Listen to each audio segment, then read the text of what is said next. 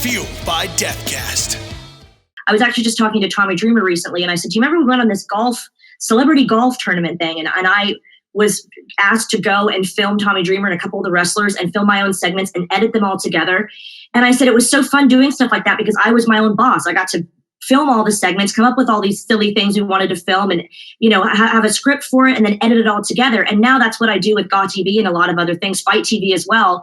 I do social media and I do a lot of editing. And it's like, again, it's stuff that fans probably wouldn't understand that that's what I was doing. I think they thought I just kind of showed up, someone filmed me and I went home. And it was like, actually, I was there with my little camera or, editing everything together and writing these scripts for people and writing commercials and trying to learn other languages to say thanks for watching and like French and Italian and things like that. And yeah, I was very diligent about always having different skills rather than just being some model or even just a wrestler. Because the scary thing about that, I always say to wrestlers coming up, with wrestling especially, you can have an injury. So you don't know when your time is done. If you have skills in other areas, I talk about my friend Byron a lot. Byron Saxton was a wrestler, but he's so good at commentary. And that's eventually where his career went. But he didn't think he was going to go into that field. But, having skills in other areas is always going to help you no matter what you do. You don't want to be one note. Definitely. And I mean, you were part of TNA or Impact, if we want to talk about what it is. I still say TNA all the time. I do too. But like you were part of that as, it was getting its legs in the wrestling of the world and then became the be all end all. Like every big name ever came over to TNA and was a part of that, which was a very exciting time. At the exact same time, you're not only, working with this amazing talent, but like you said, behind the scenes, you're learning all of these tools that now seem commonplace. Like when you were just starting out there and doing some of these things, like social media was almost brand new, like in respect of what it is now, right? Like, so you were kind of learning that as you were going too, right? Yeah, I was learning social media and I was always a real computer nerd in the sense of like I was in RPGs, like wrestling RPGs. We just talked about editing. I was always making like movie montages and I always was directing my own movies and I was very into the editing process and graphics and things. And so I think it's funny because I used to be on the computer so much, I literally had to wear like one of those carpal tunnel gloves, because I was like always on my computer and I was teaching myself and I was learning. Even now I watch YouTube videos. If I don't know how to do something, I Google it. I figure it out by myself. Happens all the time, almost every day. Yep. I'm learning. But I really enjoyed the computer work and the social media stuff was always important to me. And this, even before I debuted and had my first bout as a manager, I had a website. I had a friend of mine come over and I said, we need to do a photo shoot.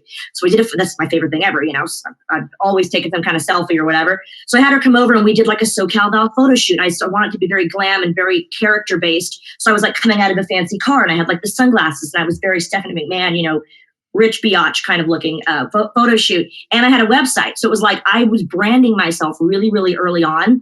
And I've always been really active on social media. Before I had a Patreon, I had like an OnlyFans. Before that, those platforms weren't even like really a thing yet.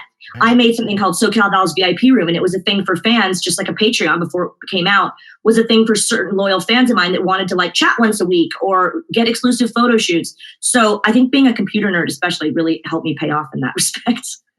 So what I'm hearing is that you should have some sort of stock in Patreon and that whole idea because you came up with the idea first. Basically. All right. I'm glad you see it that way too. We'll tell my lawyer.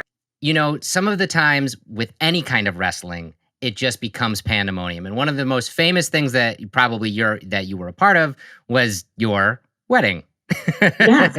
But you and Jay Lethal, and unfortunately, spoiler alert, it got broken up.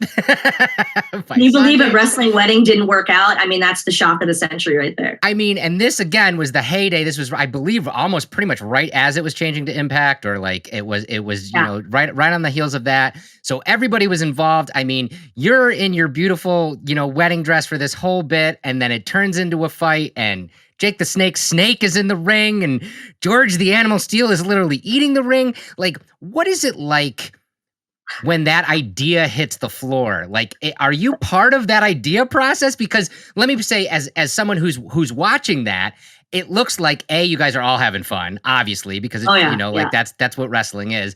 But B, it honestly looks like pandemonium. I know that there's work behind the scenes to make something like that happen, but that's the beauty of wrestling. It looks real, and it looks like that just was like pandemonium. Were you part of that process from the beginning of like coming up with that, or? I mean, we kind of were trying to follow the Macho Man and Miss Elizabeth storyline. So I was excited because I was like, we have to have a wedding. You know, I'm hoping like, please let us do that, because you have to remember too, like my favorite storylines were, you know, very like relationship based. Like I loved Trish and Lita arguing with Tori and Stacy because they were like after their men. And I loved like the relationship between the triangle between Stephanie, Kurt Angle and Triple H. So when I got to be in my own love triangle, I was like, this is literally that I couldn't have asked for anything better. They could have made me into any sort of character or asked me to do anything and I would have done it, sure. But I just thought, how funny is this that I get to be in a love storyline, a love triangle.